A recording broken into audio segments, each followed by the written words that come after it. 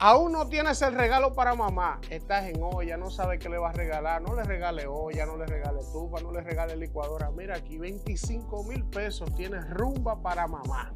Así que solo tienes que entrar a este video y ver en la descripción cómo ganarte esos 25,000 pesos para que les regales a tu mamá estos bonos de CC.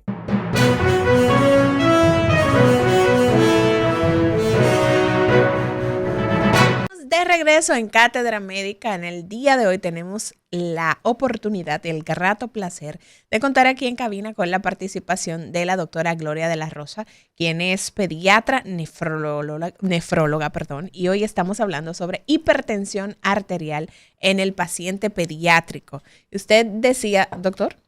No, yo quería preguntarle, Lizania, en este bloque, en relación al tema de la presión arterial. En el caso de los adultos, tenemos una situación de que la gente se queja de que yo fui donde el médico, ¿verdad? El médico ni me miró, me indicó un análisis, me pidió una imagen, ¿verdad?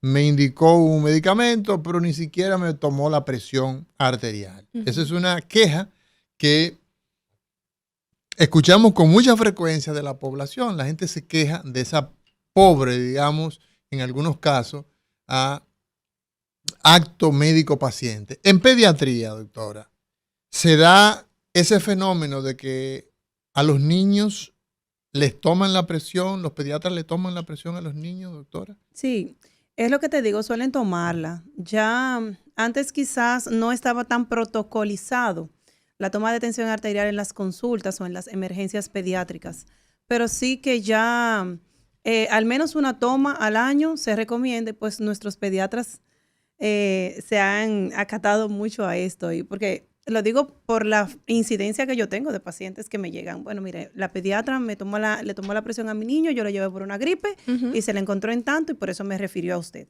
¿Cuál es la actitud de los padres que en consulta? Porque yo sé que para muchas familias el pensar en hipertensión arterial en un pequeño, esto es algo que ni siquiera se estima. Entonces, cuando en esa consulta de revisión periódica, el pediatra le dice, mire, hay que observar porque le encontré aquí un poquito alterado los rangos de la tensión arterial. ¿Cuál es la actitud de las familias? Es la pregunta número 1. Y la pregunta número 2, usted decía, ¿las enfermedades en los niños son diferentes a cómo se instauran en los adultos? Las manifestaciones que puede tener un paciente pediátrico cuando tiene una presión arterial elevada. Bien, contestando tu primera pregunta, imagínate, el decirle ayuda a un papá, a la muchacha.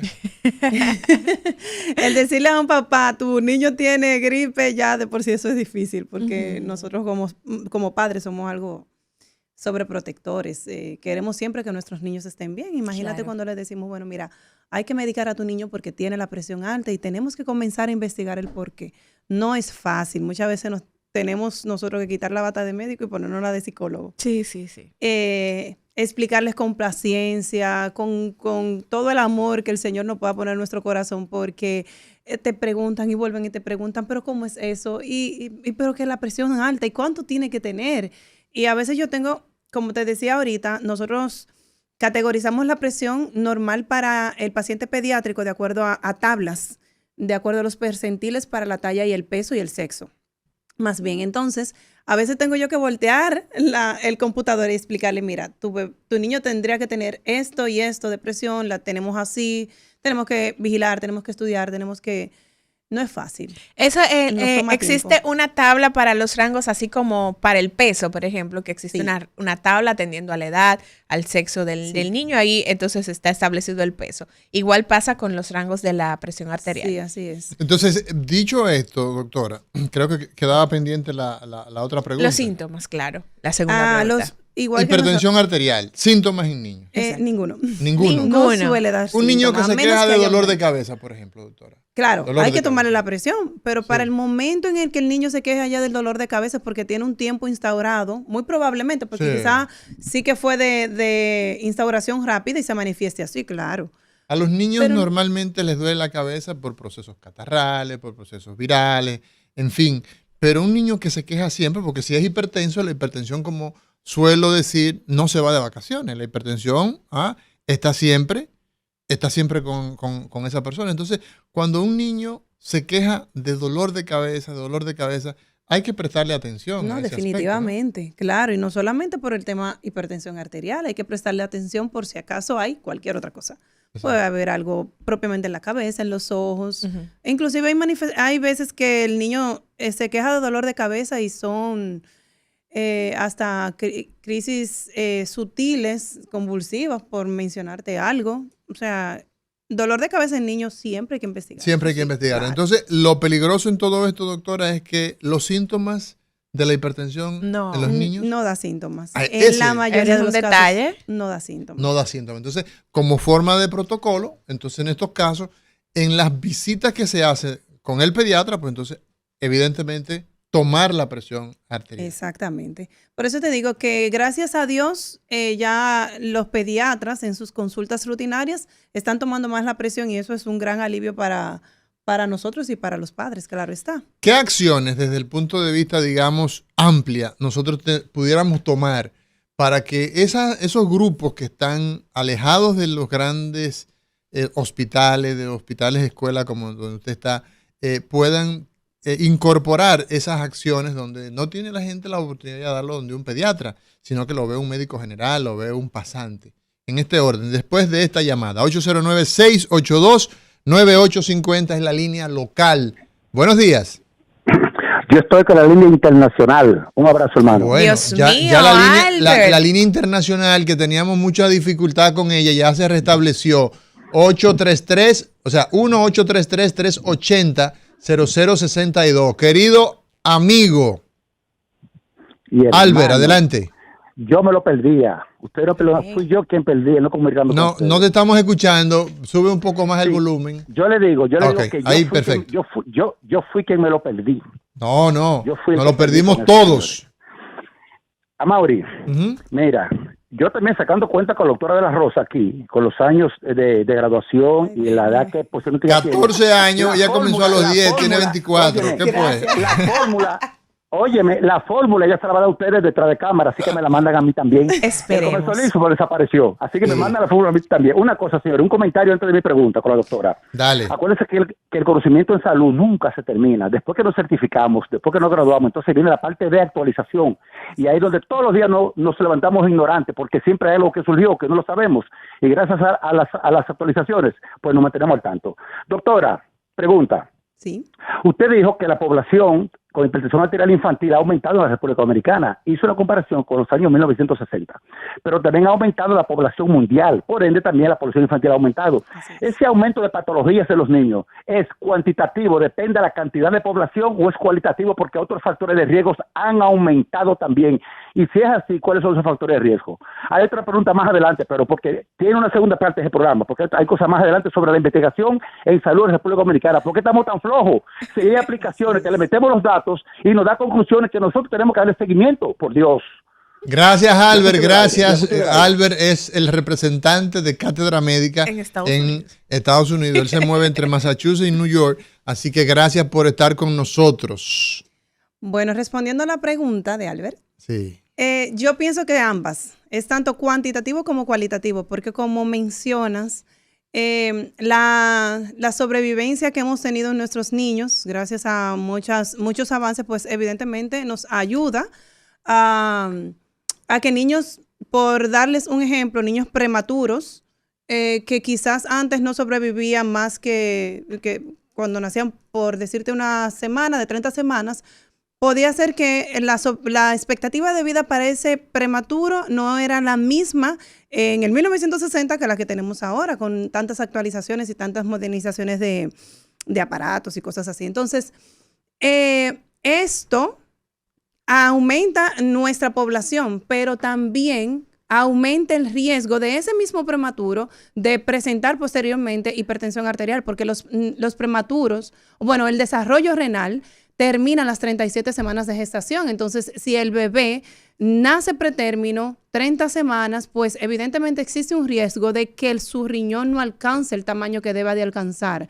Entonces, riñón pequeño, de manera bilateral, es más, inclusive en caso de ser unilateral, puede predisponer hipertensión arterial. Entonces, con este ejemplo, entiendo que quedaría claro el verlo de ambas formas, tanto en lo cualitativo como en lo cuantitativo.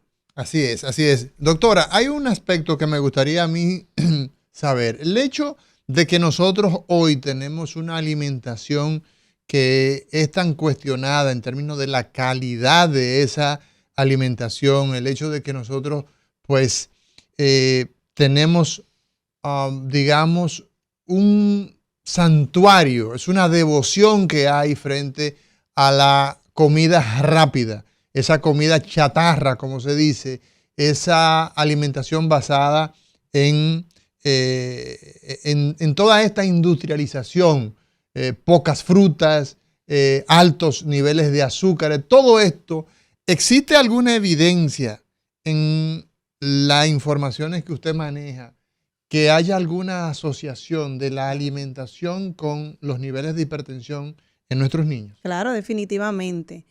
De las cosas que se recomiendan es justamente mantener un peso adecuado, un índice de masa corporal adecuado para la talla y para la edad del paciente.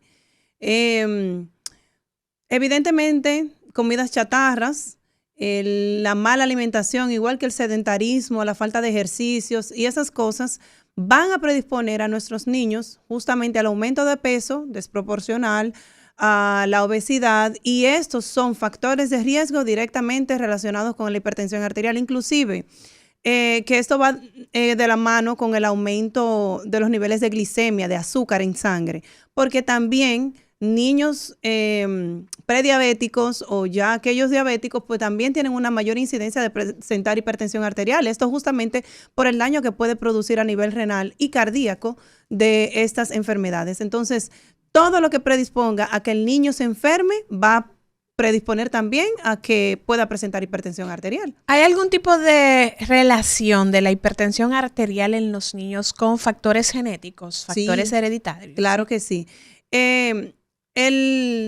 La hipertensión arterial primaria, que es aquella que desconocemos la causa, que no encontramos algo de base, que el niño o el adulto es hipertenso porque sí. Exacto, pero no sabemos razón. Se le dice primario, ¿no? Es primario o esencial. Exacto. Esta hipertensión arterial suele tener una base genética. Okay. Familiares hipertensos, a veces sí que tienen niños hipertensos.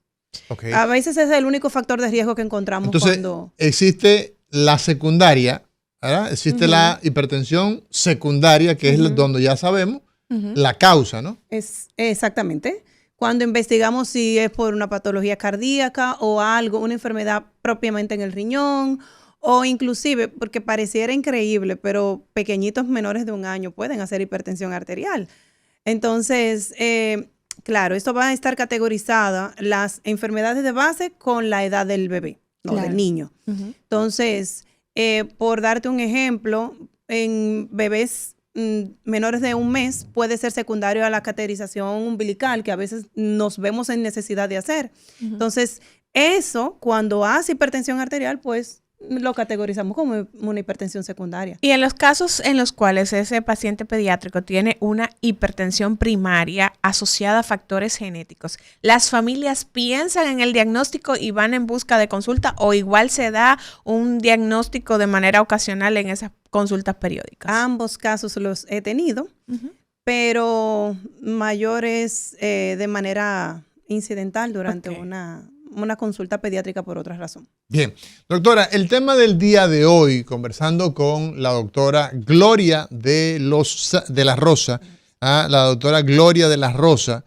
quien es pediatra nefróloga, hoy hablando sobre la hipertensión en los niños, el impacto, la repercusión que tiene en la salud de estos. Entonces, vamos a ver, doctora, ya hemos diagnosticado ese niño como hipertenso. Usted decía que atendiendo a la edad, ¿verdad?, pues hay una tabla donde pues se va a establecer, y nos gustaría ver si existe la posibilidad de colocar esta tabla. Lisania, a ver si nos ayuda, a usted misma si nos puede ir ubicando, para nosotros entonces tener una idea.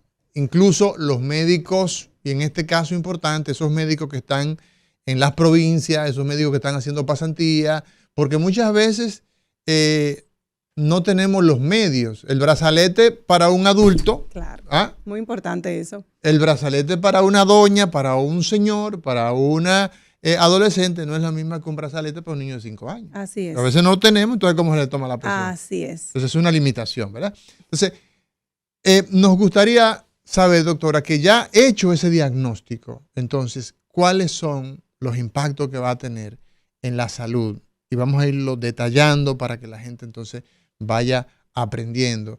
Y en el curso, cuando aparezca la información, ya tenemos ahí la tabla. Bueno. Pues a ver si se la puede pasar a Lizania, por favor. Entonces, ver de qué manera, pues la gente que hace medicina, las enfermeras que están tomando presión, que hay que saber, hay que enterarse, hay que buscar, ¿no?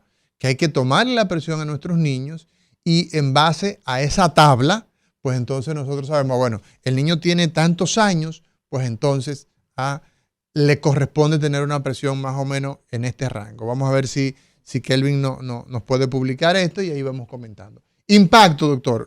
El primer impacto que tiene el niño, la niña, de la hipertensión arterial. Esto después de esta pregunta de un amable radio escucha. Buenos días. Gracias de nuevo, Mauri. Una pregunta, doctor. Álvaro, adelante. La estenosis de la arteria renal es una de las causas de hipertensión arterial en niños.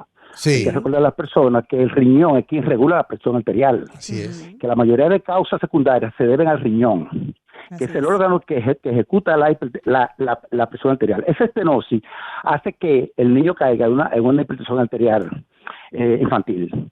¿Cómo está la capacidad de la República Dominicana de diagnosticar a tiempo y corregir? Estamos todavía montados en el caballo de corregir ese problema. ¿Cómo se detectan los métodos diagnósticos para corregir una vez? Porque se dan cuenta uno durante el chequeo del infante, que uno se da cuenta cuando está el problema.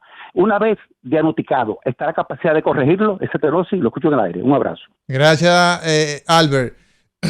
Interesante pregunta. Muy interesante. Sí, nosotros claro que tenemos la capacidad de corregir. Muchas veces cede inclusive porque suelen ser las estenosis secundarias, por ejemplo, cateterización umbilical, que no son tan frecuentes, están descritas, pero no son tan frecuentes. La estenosis es la estrechez de la arteria. De la arteria renal. Exacto. Entonces, esto, cuando es secundario a la canalización umbilical, como el bebé está ingresado, el recién nacido, esto suele pasar en unidades de cuidado intensivo neonatal y muchas veces están monitorizados. Entonces ellos nos dan la voz de alarma de que están haciendo hipertensión el niño. Ahí entonces entramos nosotros y muchas veces inclusive con retirar el cateterismo hemos mejorado o, claro, si no está asociado a otras cosas, porque pudiese también estar asociado. Y ya vistos en niños mayores, las estenosis de cualquiera de las arterias renales, a veces manejamos de manera conservadora porque a veces cede de manera espontánea. Y en otros casos, entonces, nos auxiliamos de nuestros cirujanos vasculares, quienes nos ayudan con los estén o con cualquier otra cosa que haya que hacer. Claro que sí. Doctora, en ese establecimiento del diagnóstico de un paciente hipertenso pediátrico, tenemos que ir a una pausa, pero quiero dejar la pregunta para la vuelta, entonces dar la respuesta. ¿Se hace ese diagnóstico en consulta o una vez en esa toma de presión se nota que está elevado? ¿Hay que realizar algún tipo de pruebas o estudio? Bueno, pues entonces ese detalle nos lo dará a la vuelta. Vamos a una pausa y retornamos en breve.